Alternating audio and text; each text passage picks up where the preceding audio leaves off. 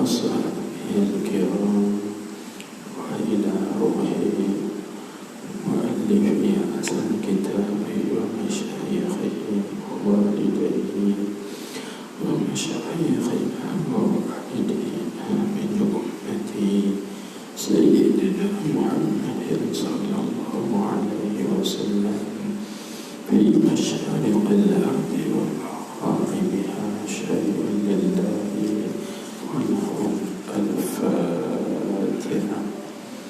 أعوذ بالله من الشيطان الرجيم. بسم الله الرحمن الرحيم.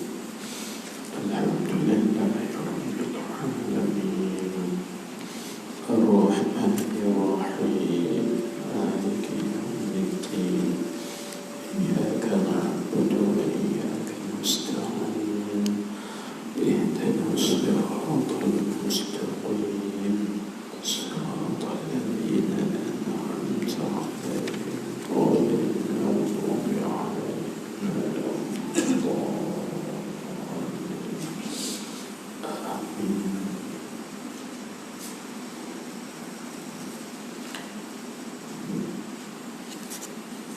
بسم الله الرحمن الرحيم. الحمد لله رب العالمين والصلاة والسلام على أشرف الأنبياء والمرسلين سيدنا ومولانا محمد الأمين وعلى آله وصحبه أجمعين. اللهم صل على سيدنا محمد الفاتح لما أغلق والخاتم لما سبق ناصر الحق بالحق والهادي إلى صراطك المستقيم وعلى آله حق قدره ومقداره العظيم.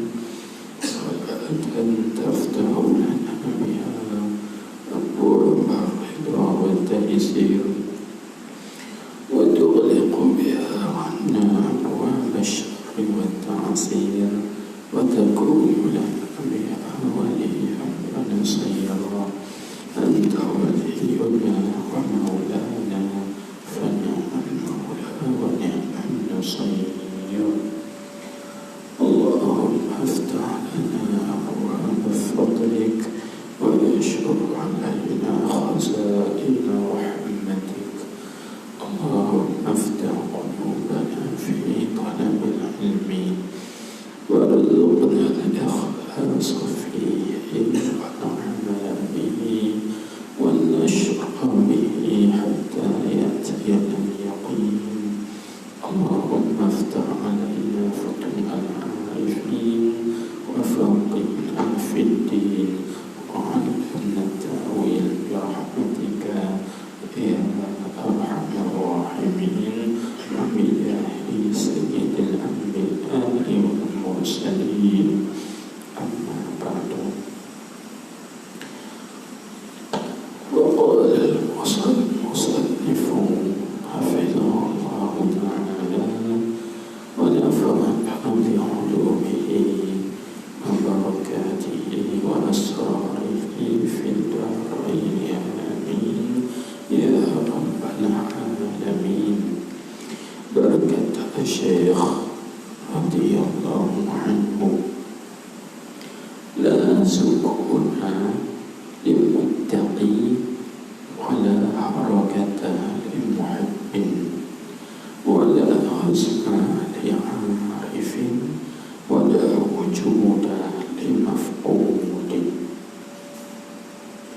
Artinya tiada tetap bagi yang takut itu karena bergeraknya dalam bersungguh-sungguh pada ibadahnya, dan tiada gerak bagi yang kasih itu karena bahwasanya fanalah ia daripada kehendaknya dengan kehendak mahbubnya ila akhirih. Alhamdulillah, syukur kita kehadirat Allah Subhanahu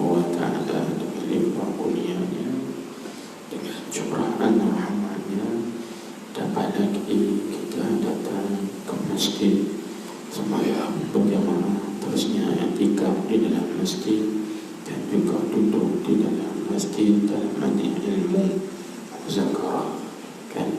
Baik. Jadi tuan-tuan hadirin hadirat sekalian, kita sambung kembali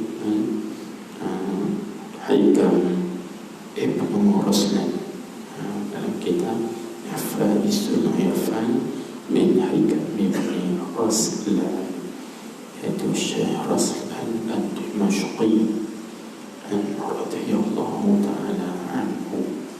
Baik, apa katanya? Berkata Syekh, yaitu Syekh Ruslan Ad-Dimashqi radhiyallahu anhu, dia kata ini pada menjelaskan dan juga menerangkan ahwal, yaitu keadaan-keadaan bagi 4 orang yang dulu, yaitu pada muka surat 22, 23 kita sebut al-muttaqi mujtahidun, al-muhibbu muttaqilun, al-arifu sakinun, al-mawjudu maf'udun. Itu 4 jenis hamba orang, kan? Maksudnya 4 jenis orang daripada hamba-hamba Allah Subhanahu wa ta'ala, yaitu ada hamba Allah Subhanahu wa ta'ala yang bernama mujtahid, dan yang bernama muttaqi, iaitulah orang yang bertakwa. Maka orang yang bertakwa itu apa halnya? Halnya ialah takwa. Dia bagi hal takwa. Itu dia bagi hal. Itu yang kedua, ada kedudukan daripada golongan hamba Allah Subhanahu wa ta'ala itu orang yang bernama muhib, iaitulah orang yang cinta atau pecinta antara Allah Subhanahu wa ta'ala, maka halnya ialah mahabbah atau hubbah, kan? Cinta dan juga kasih. Demikianlah juga bagi ada daripada kalangan hamba Allah Subhanahu wa ta'ala itu orang yang bergelar dengan al-arif, yaitu orang yang mengenal Allah Subhanahu wa ta'ala, maka halnya ialah ma'rifah, kan? Halnya ialah ma'rifah. Seterusnya yang keempat, yaitu ada daripada kalangan hamba Allah Subhanahu wa ta'ala yang dinamakannya mawjud, maka halnya ialah al-faqdu, yaitu maf'ud. Baik.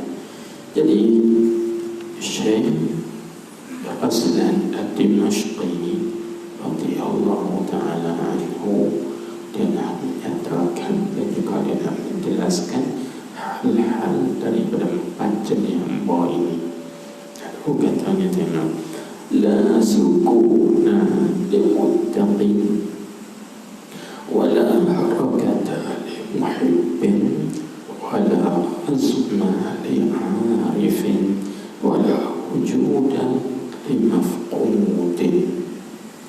Coba kita tengok bermaksud. Artinya, perkataan Syekh Ruslan Ad-Dimashqi radhiyallahu ta'ala anhu, dia kata apa? Tiada tetap, la sukuna, tiada tetap, yang ini tiada tenteram. Maksud tak tetap di sini ialah tidak tenteram, tiada tetap, yang ini tiada tenteram zahir dan juga batin. Kedua itu zahirnya tak tetap, tak tenteram, batinnya juga tidak tetap dan juga tidak tenteram. Maka tak tetap dan tidak tenteram itu bagi siapa? Bagi takut itu. Apa maksud? Maknanya orang yang takut kepada Allah Subhanahu wa ta'ala itu dirinya tidak ada ketetapan dan juga tidak ada ketenteraman zahirnya dan juga batinnya. Paham tidak? Jadi kita bila takut tenteram tak tenteram. Macam orang takut dekat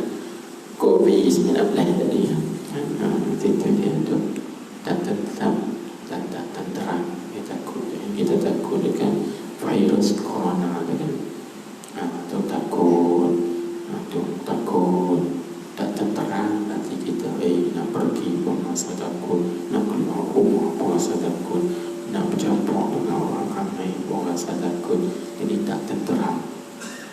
Jadi bagi orang yang takut, jangan itu juga lah. Kalau kita duduk dalam tempat yang sunyi, yang tidak ada orang, tidak ada rumah orang di sekeliling kelana, tetap dah hati kita tak tetap juga, sebab kita rasa takut dan juga bimbang.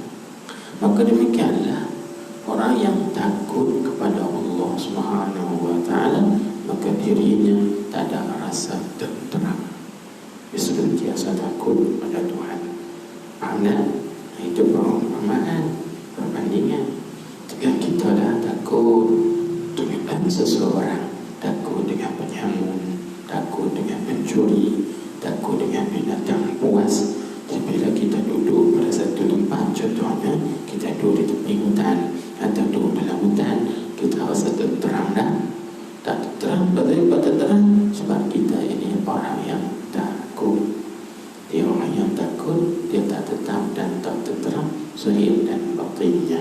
Maka demikianlah orang yang takut kepada Allah Subhanahu wa ta'ala, zahirnya, batinnya tidak tetap, yakni tidak ada ketenteraman. Pasal apa? Tuan-tuan, begini kata setengah ulama, kan? Pasal apa kita ni? Pasal orang yang bertakwa itu, orang yang takut pada Allah Ta'ala ni, dia tak tenteram sebab dia masih lagi takut dan bimbang. Adakah dia ini daripada kalangan orang yang bertuah atau daripada kalangan orang yang celaka?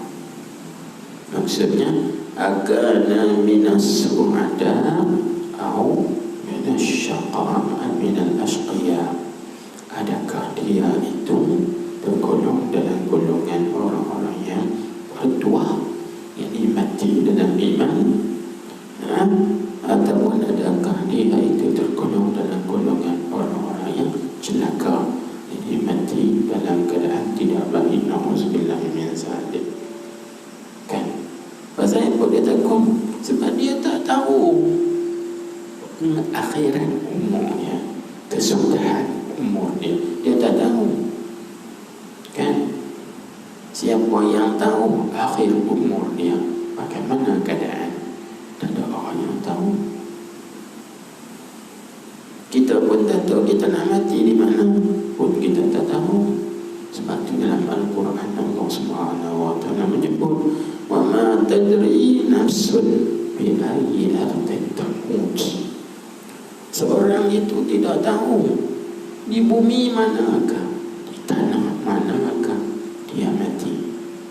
Kita tak tahu kita nak mati di mana, di Mekah ke, di Madinah ke, di rumah kita ke, di masjid ke, atau di tempat lain ke. Tak tahu. Bila kita tak tahu kita nak mati di tanah mana, di bumi mana, demikian juga kita tidak mengetahui akhirat kita, adakah baik atau sebaliknya. Jadi orang yang tidak mengetahui hujung jatuhnya, maka dia rasa senantiasa takut dan bimbang.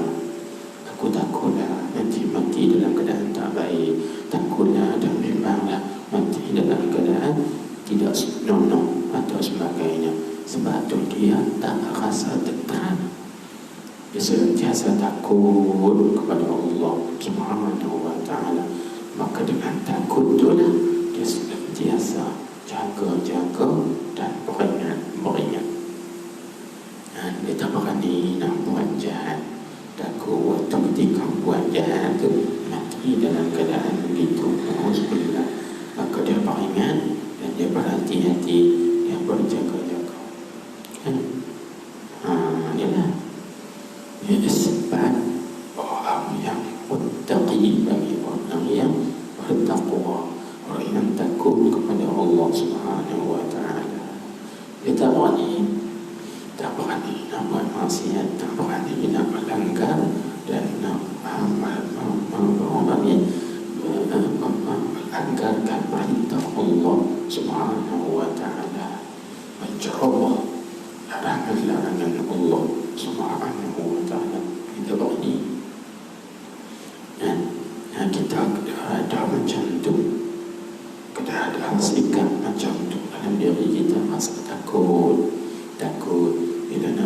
maksiat, bagi ada rasa takut. Kan? Baik, macam mana kita nak cegah? Macam kita nak cegah? Nak cegahnya, ajarkan diri kita ini, bila kita rasa teramil nak buat maksiat kepada Allah Subhanahu Wa Taala, carilah tempat yang Allah Taala tidak nampak kita. Batu Nabi kita pesan dalam sabdanya, "Iza aradta an ta'siya maulaka fatlub makanan la yaraka." Kan? Apabila engkau berkenan nak buat maksiat terhadap Tuhan engkau, fatlub makanan la yaraka, carilah tempat yang dia tak nampak. Nah, kalau kita rasa nak buat maksiat kepada Tuhan, kalau kita rasa nak derhaka kepada Allah Subhanahu Wa Taala, Nabi kata boleh buatlah, tapi syarat cari tempat yang Tuhan tak nampak. Nak cari mana? Mana ada tempat yang Tuhan tak nampak? Tuhan kita bersifat dengan besar, sifat pilihan. Tuhan nampak. Jadi maksudnya apa? Amar di situ dipanggil amar litahdid, ai takhwif. Dipanggil perintah Allah Subhanahu Wa Taala, perintah yang kita Muhammad sallallahu alaihi wasallam, suruh kita cari tempat yang tidak dilihat oleh Allah. Itu perintah atas jalan menakutkan. Dipanggil takhwif, tahdid, menakutkan. Jadi takutlah. Masa takutlah, tak ada satu tempat yang tak dilihat oleh Allah, tak ada satu tempat yang tidak diketahui oleh Allah Subhanahu Wa Taala. Semuanya diketahui oleh Allah, dilihat oleh Allah. Apa itu? Dia senantiasa takut. Itu orang yang takut pada Allah itu, dia tak tenteram hati dia. Sentiasa dia rasa bimbang, takut. Dia sebab dia panggil ahwal atau hal orang yang takut, keadaan dia. Baik, itu satu. Pasal apa yang kita takut? Tengok dalam kita balik. Kerana sebab tak tetap, yang tak tenteram, atau ilat bagi kata tak tetap dan juga tak tenteram itu kerana bergeraknya yang mana yang takut itu. Jadi orang yang takut pada Allah Ta'ala itu bergeraknya dalam bersungguh-sungguhnya pada ibadatnya.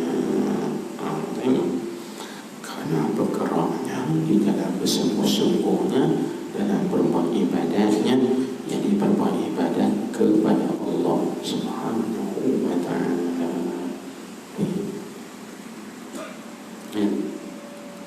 Terus itu sebab apa? Sebab dia ini adalah orang yang mujtahid.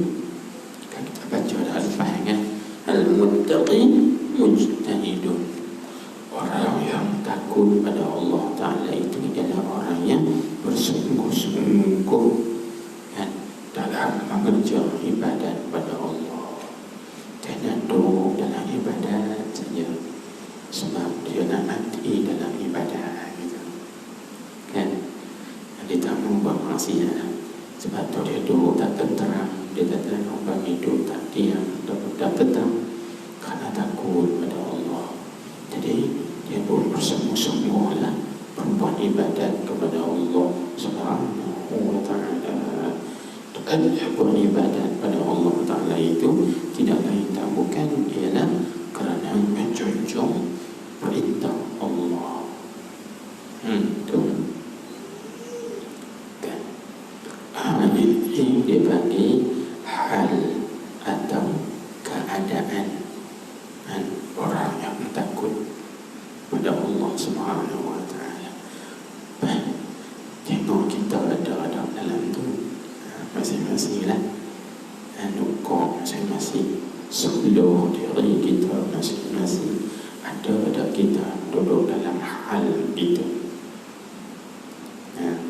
Kita rasa aman daripada muka Allah.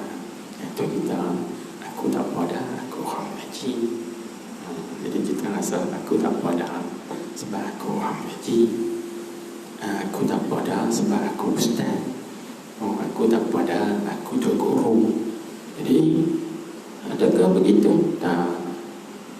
Kalau kita rasa aman, kita rasa sentosa daripada azab Allah Subhanahu wa taala, itu maknanya kita tak takut.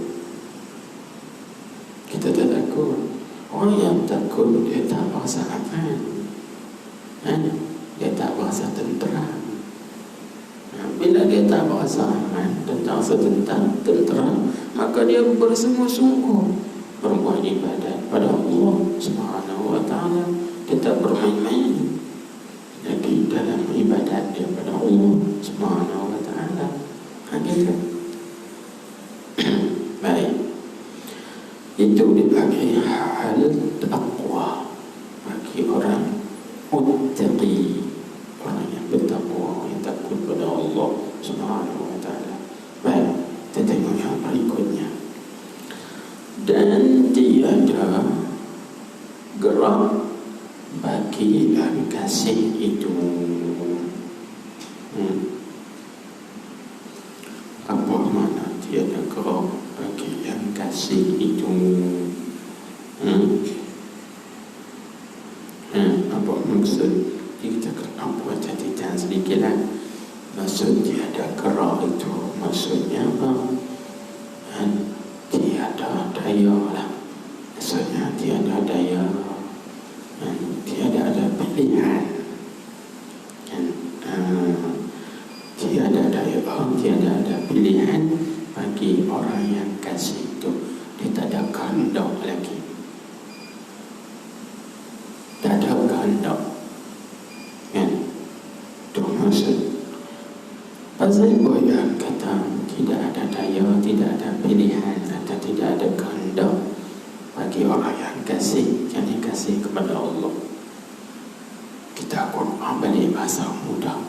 Maksudnya orang yang sudah sampai kepada maqam mahabbah, maqam kecintaan, kasih cinta kepada Allah Subhanahu wa taala, maka orang ini tidak ada baginya kehendak. Apa maksud tidak ada baginya kehendak dan juga pilihan? Aku tak ada kehendak, tak ada pilihan. Kenapa? Kerana dia serahkan kehendak dan pilihan itu kepada kekasihnya, yaitu Allah. Anak, itu Tuhan kasih. Jadi kekasih ini diserah kepada kekasih. Ikutlah aku menopang. Aku kasih kepadamu, ikutmu lah aku menopang. Itu kata kekasih. Sebab tadi kata sini, kerana bahawasanya orang yang kasih itu, mana orang yang kasih kepada Allah Subhanahu wa taala itu, fanalah ia orang yang kasih Allah, hilanglah ia daripada kehendaknya, kehendak yang kasih. Hilang itu dengan kehendak mahbubnya, yakni dengan kehendak kekasihnya. Siapa mahbubnya? Itulah Allah. Dengan orang yang cinta kepada kekasih dia, maka dia tidak ada kehendak lagi, lalu diserahkan kepada kehendak kekasihnya. Ikutlah kekasihnya mana. Sebab itu kita tengok golongan-golongan ahli sufi, mereka ini berbuat ibadat kepada Allah Subhanahu wa taala bukan kerana syurga, bukan kerana neraka, bukan kerana tamak nak masuk dalam syurga, dan juga bukan kerana takut dapat neraka, tapi mereka berbuat ibadat kepada Allah kerana cinta, kasih mereka kepada Allah. Lepas itu mereka berkata, kalau Allah Ta'ala nak bubuh kami dalam neraka, kami terima. Sebab itu kehendak Allah. Sampai tahu tu, kalau Tuhan nak bubuh kami, nak letak kami, nak masukkan kami ke dalam neraka, kami reda. Sebab apa? Sebab itu kehendak kekasih kami, kehendak Allah. Di maqam mereka tinggi. Sebab mereka beribadat bukan kerana takut neraka, bukan kerana tamak nak masuk syurga dan nak menikmati nikmat-nikmat di dalamnya, yang di dalam syurga. Tapi mereka beribadat kerana cinta dan kasih kepada Allah. Kan? Seperti ini Rabi'ah bintu Ismail al-Adawiyah, kan, disebutkan oleh Al-Imam Al-Allamah Al-Imam Asy-Syarqawi. Al-Imam Asy-Syarqawi yang mensyarahkan Matan Hikam Al-Ata'iyah, Imam Hikam Ibn Ata'illah As-Sakandari. Matan yang pertama sekali, iaitu berkata Tuhan mengajilah kita hikam, dia bagi hikmah ula, kalam hikmah yang pertama, iaitu apa katanya, min alamatil i'timad ala al-amali nuqsanur raja ba'da wujudiz zalali. Maksudnya di antara tanda-tanda seorang itu berpegang di atas amalannya. Mana dia buat amal kerana nak pahala, tu orang panggil pegang atas amal. Dia beramal kerana nak masuk syurga, itu namanya pegang atas amal. Dia beramal kerana takut neraka, itu maknanya pegang atas amal. Jadi tanda alamat seorang itu dia berpegang atas amalannya. Dia tak pegang atas Tuhan, dia tak pegang pada Tuhan, tapi dia pegang atas amalan. Iaitu katanya nuqsanur raja, kurang harapnya, inda wujudiz zalal, ketika jatuh dalam dosa.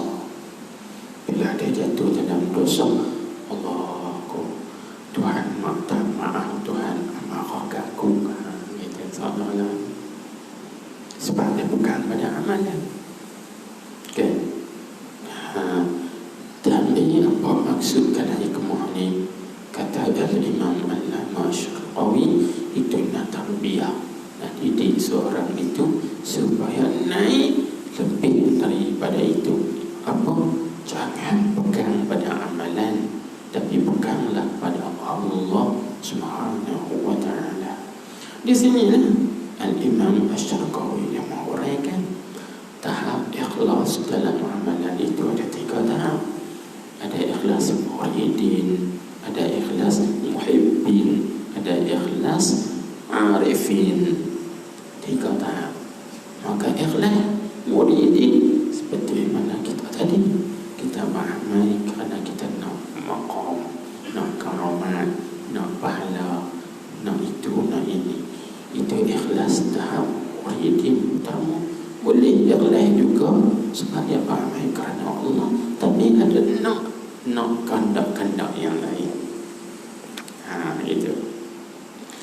Adapun tahap ikhlas yang kedua, iaitu ikhlas al-muhibbin, para pecinta. Al-muhibbin itu maksudnya pecinta Allah Subhanahu wa ta'ala. Mereka ini berikhlas beramal bukan kerana nak masuk syurga, bukan kerana takut neraka, tapi mereka beribadat itu ialah kerana cinta pada Allah Ta'ala. Maka dia datangkan perkataan Rabi'ah. Apa kata Rabi'ah bintu Ismail al-Adawiyah?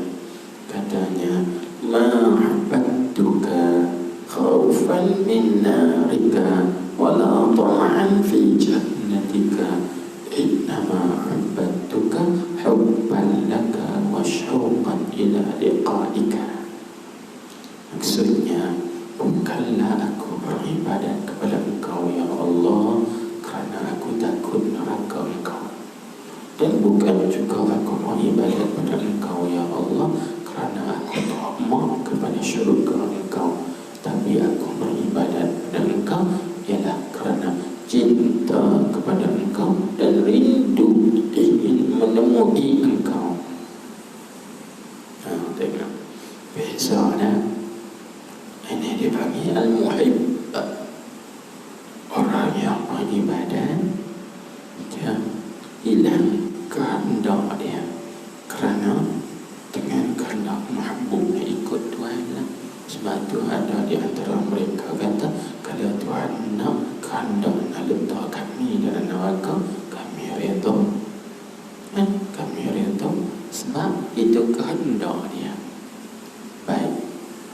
Tetapi bila kita tilik balik kepada janji, takkan Tuhan nak letak hamba dia yang taat pada dia di dalam neraka.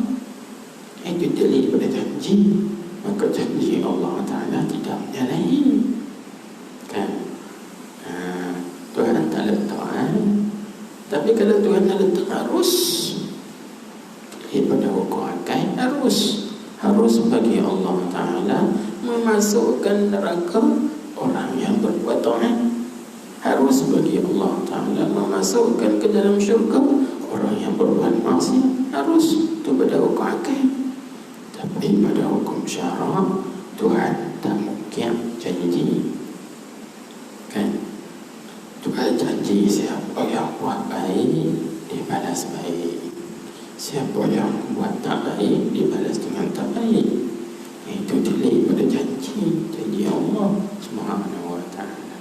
Sebab tu golongan sufi dia berkata, kalau Tuhan nak letak kami dalam neraka pun kami redha, sebab itu kehendak dia. Maka kami redha kehendak dia sebab apa?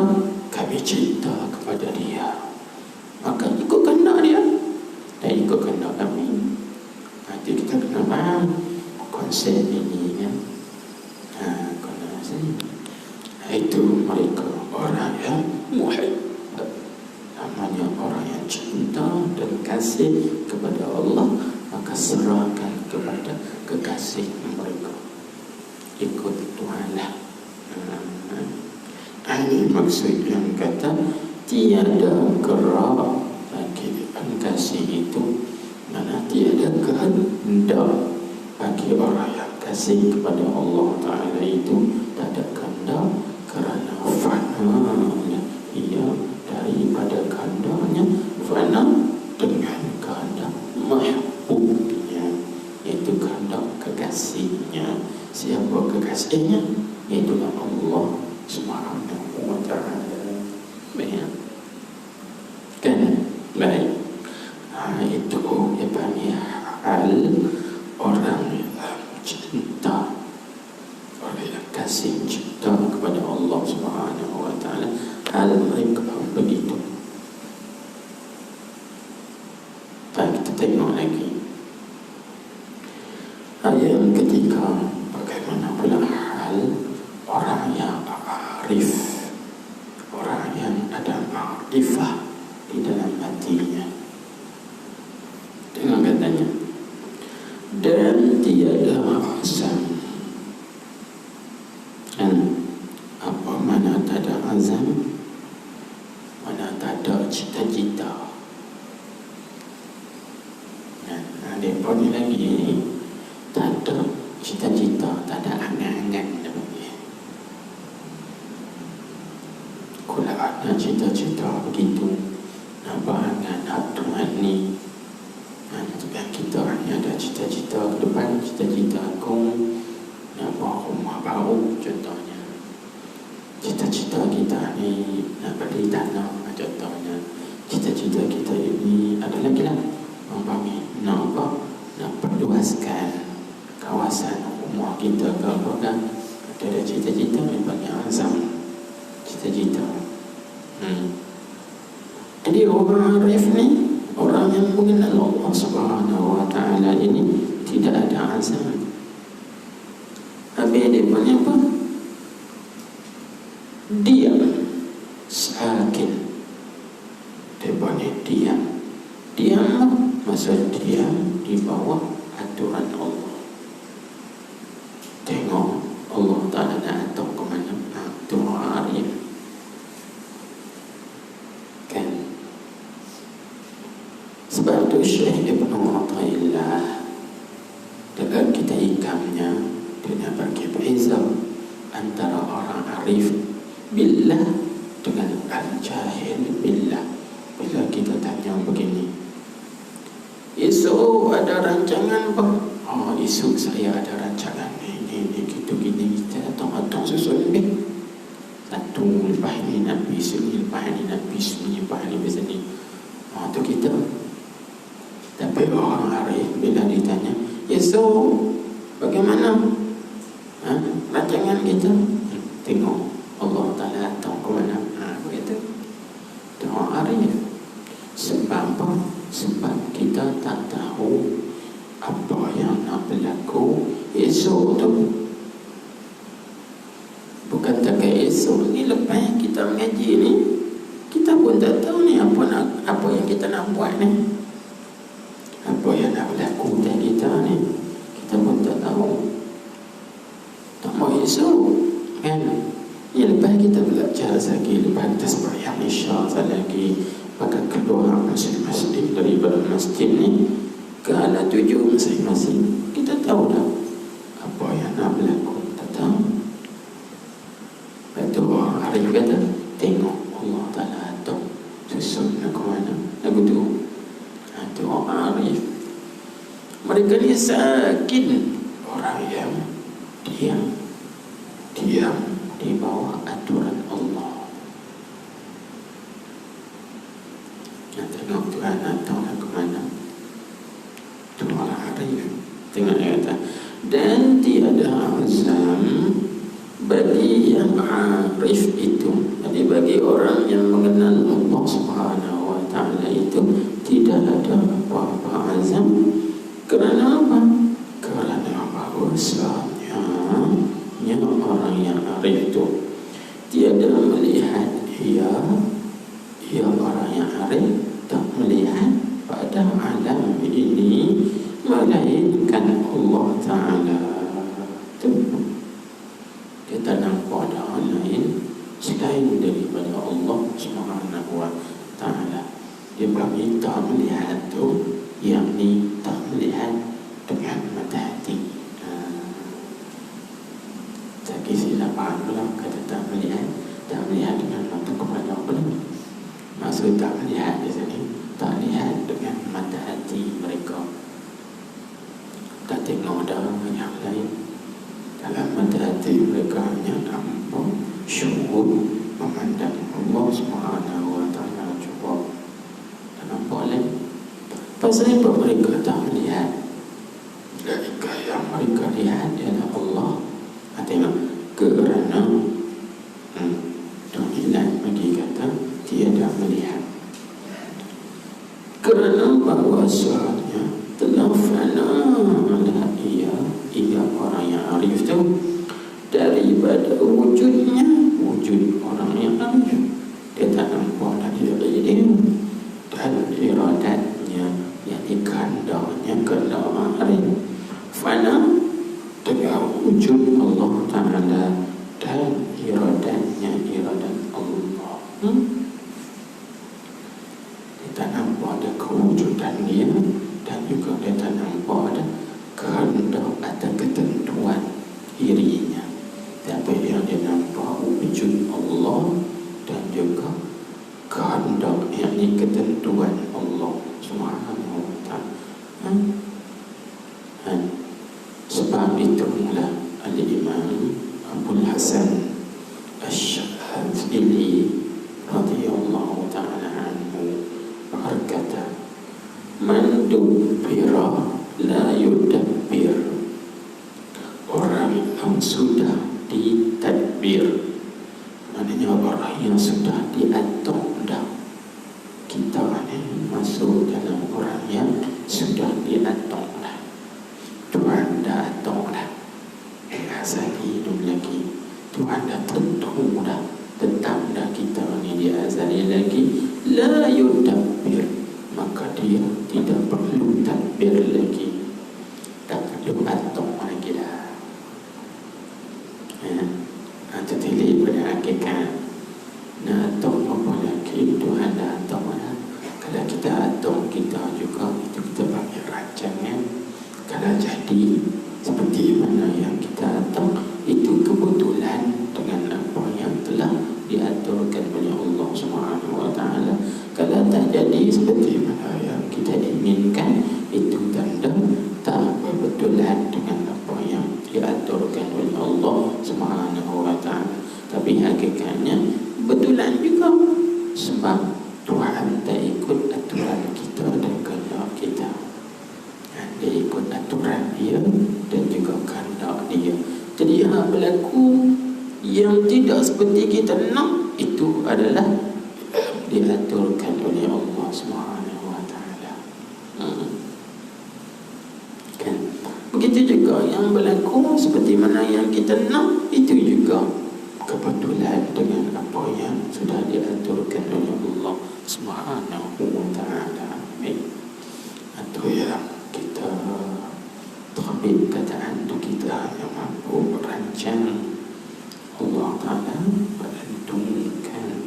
Sebab itu disyariatkan kata kita ini berkata insya-Allah, kan, jika Allah kehendaki. Kita atau kita ada rancangan esok nak pergi tempat sekian-sekian, lepas itu sekian-sekian, insya-Allah kalau Tuhan kehendaki. Kalau Tuhan tak kehendaki, tak jadi. Nanti kita kena, sebab tu orang arif dia diam lah. Ada yang Syekh sebut al-arifu sakinun, orang yang arif itu diam dan tahu nak kata apa. Dia tak ada cita-cita lah. Cita-citanya hanya Allah. Doa hari betul. Tuhan mereka dipanggil hal mereka, kerohanian mereka begitu. Itu nama hal kerohanian itu, hal mereka, keadaan dalaman mereka gitu. Baik orang arif.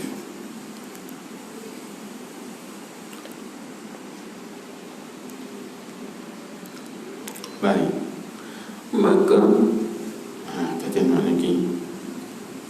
Maka tiada lah angan-angan tersebut. Bila mereka tidak ada azam, maka tiada lah angan-angan baginya. Bagaimana bagi orang yang arif itu yang melihat ia akan dia, yang melihat ia akan dia, yakni akan angan-angan. Maka tiadalah angan-angan baginya, bagi orang yang arif itu yang melihat ia orang arif akan dia, yakni akan angan-angan. Dia tak nampaklah ada angan-angan, sebab tak ada baginya angan-angan, maka dia tak nampak baginya angan-angan. Maka berlaku ikut atas apa yang Tuhan tentu. Allah Ta'ala tetapkan lagu tu. Tuhan tetap begitu. Tak ada angan-angan dah. Ada cita-cita. Cita-cita mereka keredaan Allah Subhanahu wa ta'ala. Angan-angan tuntutan mereka ialah nak mendirikan ubudiyah, sebab kehambaan mereka kepada Allah Subhanahu wa ta'ala. Sebab itu dilahirkan Syekh Ibn Athaillah berkata, matlabul arifina ila Allah, tuntutan atau maksud tujuan orang-orang yang arif dan tujuan mereka kepada Allah dua ayat.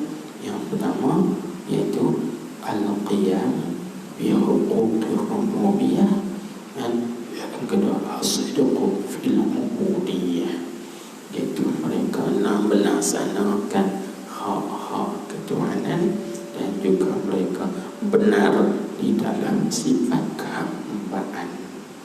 Dua itu tuntutan mereka, maksud mereka kepada Allah, kami nak melaksanakan hak-hak ketuhanan. Apa yang Tuhan tuntut ke atas kita, kami nak laksanakan itu hak-hak ketuhanan itu lagi. Lepas itu yang kedua, as-sidqu fil ubudiyah, iaitu benar di dalam sifat kehambaan mereka terhadap Allah Subhanahu wa ta'ala. Itu saja tuntutan mereka. Ada yang tak ada? Ini hal mereka, alam mereka yang ini. Baik, seterusnya tengok lagi mawjud, orang yang mawjud, orang yang ada serta Allah itu. Kan kita baca dalam Al-Quran, kan orang yang mawjud dengan Allah, orang yang ada dengan Allah, kan apa maksud? Iaitulah orang yang lenyap, hilang segala yang lainnya, tak ada yang lain, hanya yang ada Allah yang pada diri dia. Dengan al-mawjud, kita baca dalam Al-Quran 024 sebelum matan. Bermula orang yang mawjud dengan Allah itu ialah orang yang dihilangkan, yang dilenyaplah daripada yang lainnya ta'ala. Itu mana mawjud. Baik, jadi katanya, dan tiada wujud bagi yang mafqud, tiada ada bagi orang yang mafqud. Apa dia orang yang mafqud? Dia tafsir, artinya mafqud itu yang diluputkan. Dia tafsir sekali lagi, yakni bagi orang yang ghaib. Nanti tafsir siapa yang diluputkan tu, yakni bagi orang yang ghaib, dalilnya oleh ada orang itu daripada pendengar pandangannya, ghaib dengan Tuhan yang mengadakannya. Apa maksud? Maksudnya orang yang ada itu ialah ada di sisinya Allah jua. Yang lain daripada Allah Subhanahu wa ta'ala itu tidak ada. Itu mana al-mawjud. Yang lain pada Allah mafqud, luput, maknanya tidak ada pada pandangan zahirnya dan juga pada pandangan hatinya. Zahir batinnya sama. Yang lain pada Allah tak ada. Hanya yang ada Allah Ta'ala jua.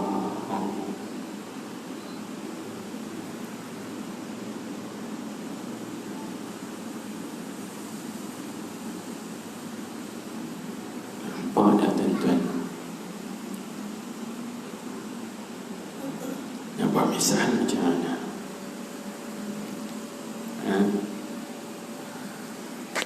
Misalnya begini, nak bagi mudah faham.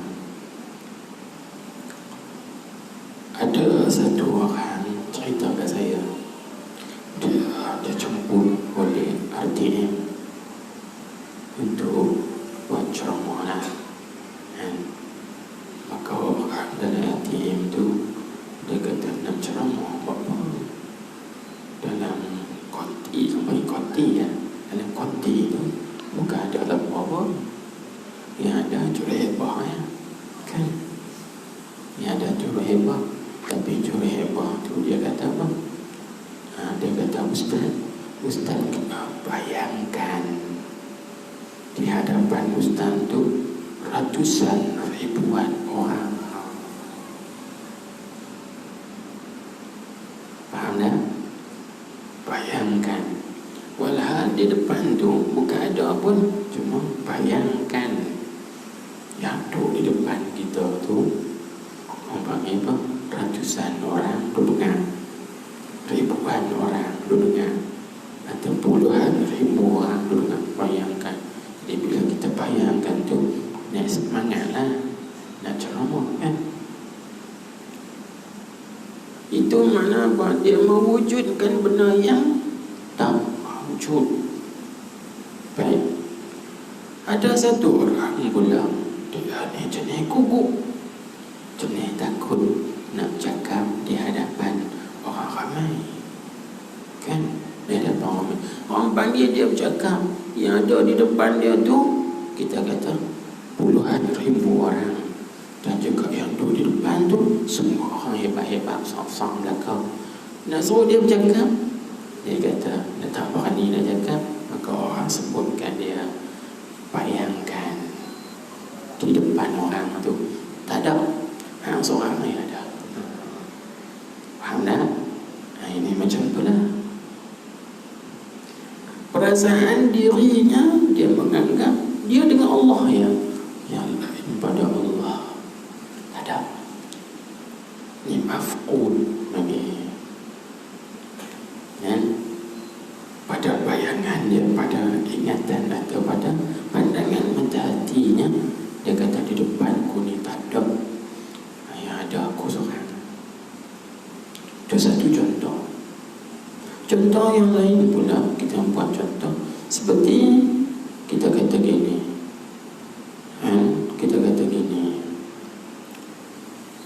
satu orang main rumah kita, kan, dia kecil aja, dia keting pergi salam, Assalamualaikum, kita pun jawab Waalaikumsalam, tukar pintu, bagi dia masuk, lalu dia tanya kita, seorang ke dalam rumah ni? Tak ada yang lain ke? Seorang. Kenapa dia jawab seorang? Sedangkan dalam rumah tu ada meja, ada kerusi, ada katil, ada almari, ada kelengkapan yang lain. Tak ada. Kerana pada masa tu dia nampak diri dia saja yang ada, yang lain tak ada. Walau benar tu ada. Faham tak? Maka macam itulah juga, dan pada pandangan dia, yang lain pada Allah Ta'ala tidak ada, hanya Allah jua yang ada. Itu contoh saja nak bagi kita faham. Kalau tak faham lagi, Wallahualam, tak tahulah. Itu contoh saja. Ini yang maksudnya bagi apa? Kenapa lenyap oleh ada orang tu daripada pandangannya. Lenyap ada dengan lenyap tu dengan Tuhan yang mengadakan. Hanya dia nampak Allah jua yang ada, yang lain pada Allah Ta'ala tak ada pada pandangan mata hati dia. Walaupun pada zahirnya ada, kita tak nafikan. Kan saya sebut tadi, kita pergi dalam satu stadium tu, seorang kan aku seorang, walhal di keliling tu banyak kerusi, meja, semua barang-barang kelengkap yang lain ada, tapi kita tak nampak dah benda tu. Faham tak? Gitu ya. Yang lagi faham saja. Tapi kehakikatnya macam tu. Hakikatnya syuhud hati, pandangan mata hati kita. Itu contoh saja kita nak bagi faham. Habis ada bekallah tuan-tuan, dia panggil ahwal atau hal-hal orang yang panik. Dia tak semua hal-hal mereka. Hal orang yang bertakwa, dia sentiasa takut, dia tak tenteram. Kan? Hal orang yang sebutan ini, orang yang kasih dan cinta, dia tak nampak ada kehendak dan keinginan dia, tapi dia serahkan kehendak keinginan kepada kekasih dia, iaitu Allah. Manakala hal orang yang arif, dia tidak ada angan-angan, dia tak ada angan-angan. Dan manakala orang yang maujud itu luput lebih ke semua yang lain, hanya yang ada dia bersama dengan Allah Subhanahu Wa Taala saja. Itu secara ringkasnya. Ini ahwal. Baik. Lalu kata musannif kita sekali lagi, dan ketahui olehmu bahawasanya pertama-tama daripada segala maqam itu ialah taubah. Mula-mula sekali kita nak masuk, mesti taubat dulu. Baik, kenapa taubat? Nanti kita terangkan. Dan yang akhirnya ialah ma'rifah. Dengan siapa pun yang masuk jalan ini, kan, jalan sufi ini, pertama sekali taubat. Itu penting. Kalau tak taubat, tak boleh masuk. Pasal apa? Pasal di belakang kita itu banyak benda-benda yang kita nak bawa. Bila kita nak bawa di belakang kita itu berat. Jadi perjalanan, kalau kita bawa benda berat, perjalanan kita jadi lambat. Dosa-dosa, maksiat-maksiat, kesalahan-kesalahan di belakang kita tu banyak lagi. Kan, banyak lagi. Jadi kalau kita tidak buangkan benda-benda tu, jadi berat di belakang kita. Bila berat, maka lambat perjalanan kita. Bila lambat perjalanan kita, lambat sampai. Itu kadang-kadang terputus di tengah jalan. Kadang-kadang terputus di tengah jalan. Bila terputus di tengah jalan, tak sampai lah. Ada koin tu, kebanyakan orang begitulah. Dia nak jalan kepada Allah sampai sekarang jalan terputus.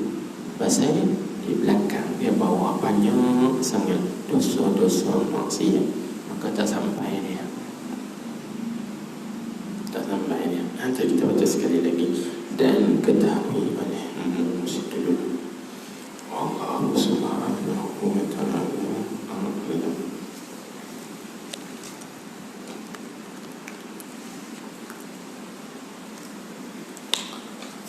subhanakallahumma wa bihamdik asyhadu an la ilaha illa anta astaghfiruka wa atubu ilaik.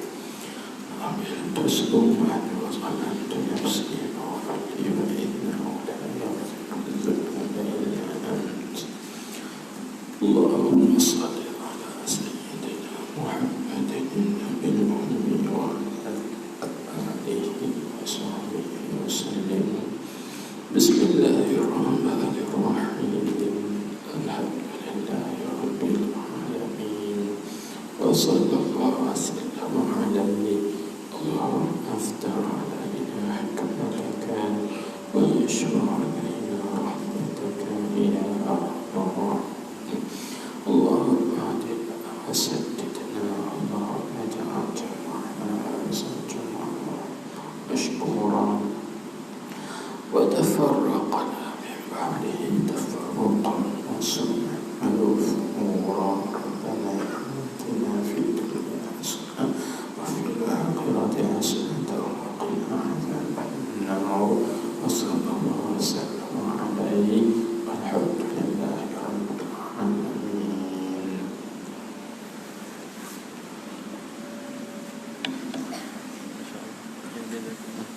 Salam.